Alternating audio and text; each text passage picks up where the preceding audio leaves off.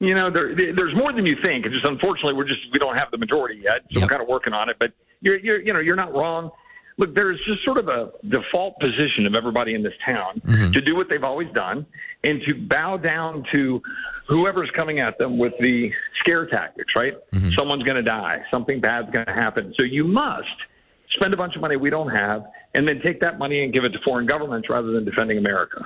Imagine that. That whole, and that's the part that drives, I think, the average American so crazy in this moment is, as important as it is to support allies and stuff like that on the world stage, we feel like we're doing it at the expense. Like it's not a walk and chew gum moment. Unfortunately, a lot of people can't afford the gum because the core price index went up pretty high.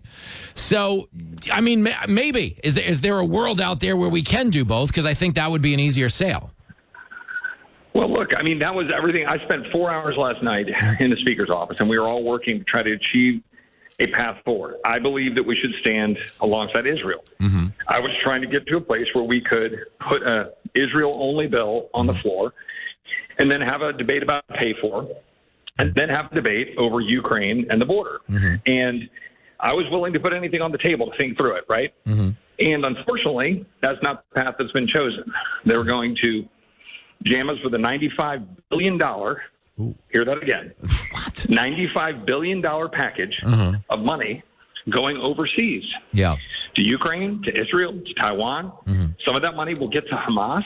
Some of that money will go to soft spending in Ukraine. And all of that is going to not do a damn thing about the border. That's what I was going to say. And that's, I think, the part that drives everybody so crazy is if you're going to spend at a record level, you'd like at least to know some of it was going to wind up where we needed to go. They always, you hear this phrase a lot in politics where they're like, oh, Washington, they're spending like a drunken sailor. But the drunken sailor eventually passes out in the back of a cab and loses his wallet. And the spending does stop at some point. These sailors kind of have like a printing press where it just never stops, does it?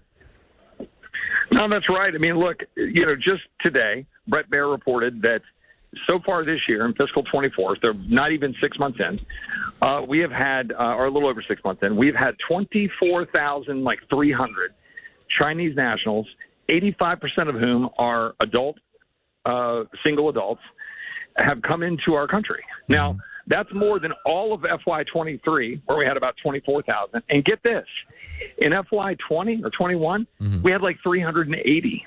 Sheesh. That's what's changed. The whole world is exploiting our borders, and these jackasses want to give $85 billion to overseas countries. Yeah. Well, our borders are wide open. Laken Riley's dead, and people in Texas are taking it on the chin. It's unconscionable that Republicans would do that. Yeah, and that's the part that drives me crazy. We're talking to Representative Chip Roy from the 21st Congressional District of Texas. There's this really, it's almost like an indifference to what's going on here right now because it's preventable. We created this humanitarian crisis through executive order. Do you think the reason Biden doesn't ultimately want to sign another executive order because it's kind of an admission of guilt over what's actually happening?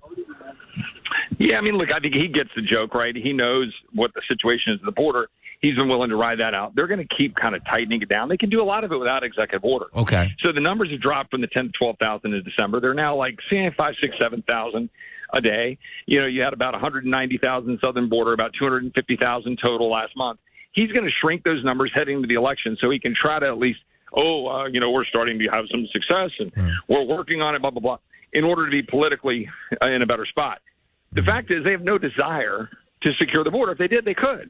Yeah. The fact that they're saying that they're not is just giving up the game. You had, Alejandro Mayorkas was here, and I think he testified. Somebody told me he testified yesterday that, there was nothing we could have done about the guy on the ICE detainer who killed Laken Riley. And again, most people do see through that at this point. They were getting away with this for a while because they were trying to call this like a manufactured Republican talking point. But now that the sanctuary cities are actually being forced to accommodate migrants, at least some people are getting hip to what's going on. But the reality is, it's not even America first. Like, America's not even making the medal podium right now. We were just reporting on a story where Denver is cutting their police budget by $8 million to accommodate migrant services. That shouldn't matter what political party you belong to. As a tax-paying citizen of this country, you'd like to think you're making the medal podium as a priority. But could you, and it's not saying because of anything you're doing, but could you look the American taxpayer in the eye and say that this is an administration that considers them a top 3 priority? Well, you had 1,000, people or whatever, migrants marching in the streets in New York City saying, hey, why are you kicking us out of our fancy hotels and putting us in a shelter? Yeah. Like, that's what we're dealing with here in terms of the expectation. Yeah. And the fact is, like, I'm going to pause for a second and go back. I don't know how old you are. I'm 51. I'm 47. So I came of age in Reagan, the 80s, 90s, was in college. And I'm just thinking back to myself, like, Olympics, 96, and just life. And we had a country. We had a country where we had the rule of law. Yeah. We had a country where you could just basically accept that your sovereign nation would be protected no matter who was in the office, Bill Clinton, George Bush, whatever, and that certain rules were just the rules. But when you throw all those rules out the door, like, I would love to go back and be sitting there without an iPhone in my hand, drinking a cold beer in Charlottesville, Virginia. Wouldn't you? When I was in college, man. and listen to some Dave Matthews, man. And just, but I want that. I'm saying this for a reason. Yeah. Like, I want that for our kids. Yeah. I want that for this generation to be able to believe in America and believe that you can be free and go, enjoy your life and then go out and then be productive and do all the great things you can do as Americans. But we're making our kids depressed. Yep. We're destroying everything about their belief in their own country. And then now we're going to go send another $100 billion overseas because the defense world wants to scare us that the whole world's going to blow up. Yep. If we don't. And by the way, I'm sympathetic to wanting to help Israel. I'm a very big proponent of helping Israel. And I'm sympathetic to Ukraine not getting marched over by Putin. But we just gave them $113 billion. And they say, well, we're having ammo problems. Well, what the hell did you do with that $113 billion over the last 2 years? And you don't get an accounting for that. We're talking to Representative Chip Roy. Since you invoked the 96 Olympics, how close did you come to buying the gold cleats that Michael Johnson won all those medals in? I mean, they're right up there with the, the 1980s there, Jordans, right? I mean, you had, yours, my slow white rear end would have been wearing those gold cleats and everyone would have been laughing at me. I was going to say, I don't picture a lot of gold cleats at the Dave Matthews concert, but I'll tell you what, you would have won some hacky sack. You would have won some hacky sack in those shoes, man.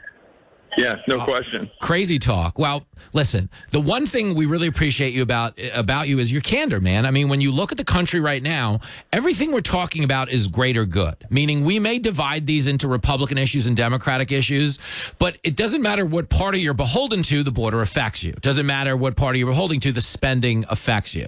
So when you talk about getting us back to this Reagan era of perspective where there is bigger, civic pride, how do we actually do that? Because I think it would require a much more honest conversation around the issues than the one we're having. Yeah, I mean, look, I think the $64,000 question I spent a lot of time thinking about, and especially as a father, as a husband.